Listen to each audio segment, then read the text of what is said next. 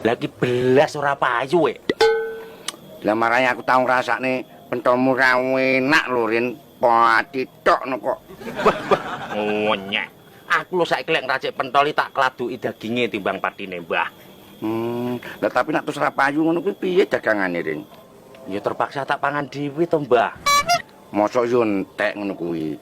Ya jelas rantek wong sak dandang e. Piye to? Beh, ngono nak roh rantek ki mbok yo turane diterine nggonku.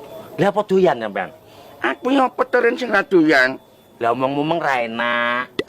Ra enak-enake tuku to Rin. Lah nek gratis juga oke to. Lah, ngono.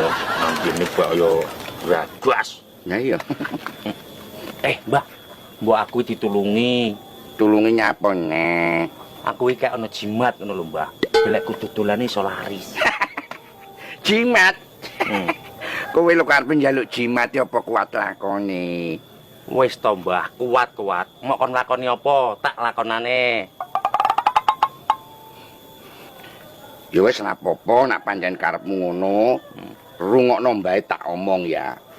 Iki abot, kowe kuat ora karekan. Wis to, Mbah. Sak abot-abote serat panggah tak lakoni. Tak kuat-kuatne. Mergo aku wis kesel melarat. Aku tetep semangat, Mbah, ben iso dadi konglomerat. Ya wis tak udengi omonganmu nak pancen kowe kuat tenan ya. Syarat sing sepisan.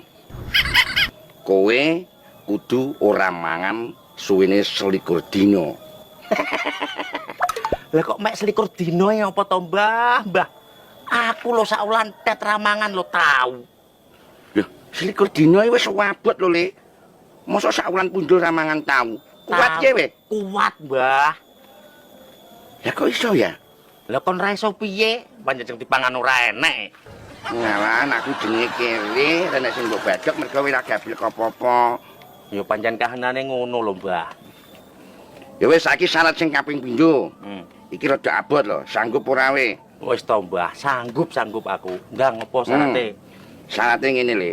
Kowe kudu ngubengi omah 7 dina 7 bengi karo uda.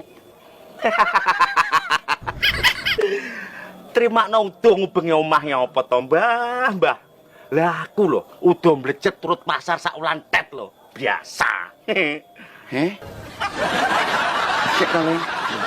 Terus aku kok curiga to karo kowe? Curiga apa to, Mbah? Kowe kok gak tau gendeng. Lah, piye to?